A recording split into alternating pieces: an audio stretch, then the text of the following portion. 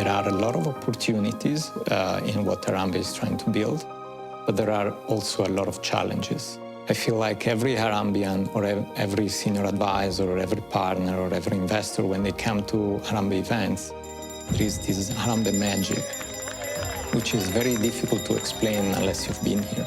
My fellow Harambeans, with a hopeful heart and a humble spirit in you, I welcome you to this, our 6th Harambeans Rome Forum.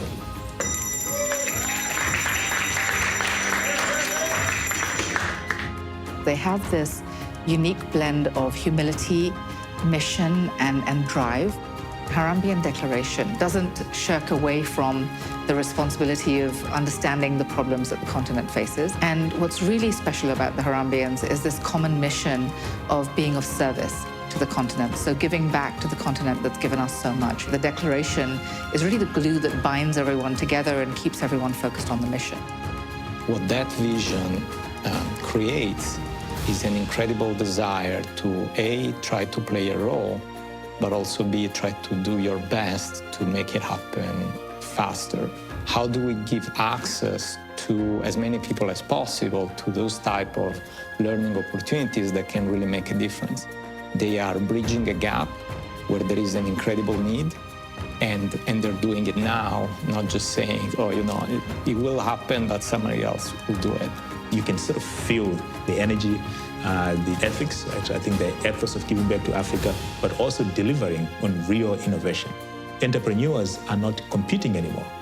Right? They're working together. You have entrepreneurs that are investing in other entrepreneurs. They're sharing knowledge, and that knowledge sharing is something that I think will actually help the entire ecosystem in Africa. So I propose to observe a minute of silence to reflect not only on some facts that we have to worry about, but also on other facts that we should rejoice about. We have to worry about the consequences of COVID-19 pandemic. What certainly increased during the pandemic is the inequality. But we have also to rejoice for some facts. We have to rejoice, first of all, for the good health of our alliance. The constant cooperation over the years continues to bear fruit, not only to the Harambeans, but also to their collaborators and their families, to their countries, and ultimately to the development of the continent. Africans are going to create their own economic future. What you see with the Harambeans is that often their innovation comes from something deeply personal. And I think that in every single example, it comes from someone trying to create a solution to a problem that they've either seen or they have experienced. And those problems are inherently then African. If you can be solutions-based and deal with the market that you see, there's going to be huge potential to have that grow beyond the African borders, but it's going to ultimately benefit the African continent. Within the DNA of African businesses, there is built-in purpose because you serve communities as a business. You grow up as a business serving the communities that you realize have problems. And so very much built into the business model is this idea of profitability and purpose joined up within the DNA. It's investors that have money are looking for places to invest that money. But sometimes it's very difficult for them to be able to really identify where to put that money. So Harambe is this gatekeeper, right? They get to interact with the investors. They get to bring them, sort of convene them with the entrepreneurs. Then they can actually get to see where they can invest. This is not about philanthropy, and this is not about corporate social responsibility.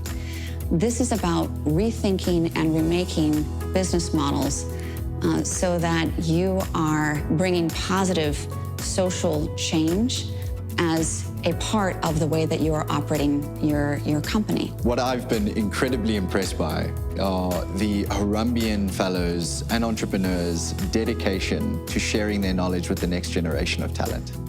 An unbelievable commitment to democratization, and it seems like the Alliance is already doing that.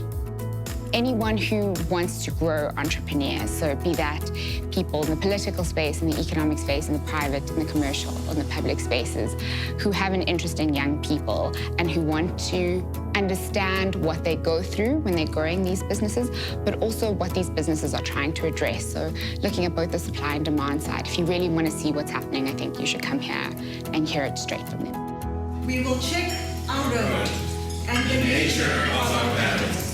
Yet in the end, the Africa our generation desires can be won. It exists. It is real.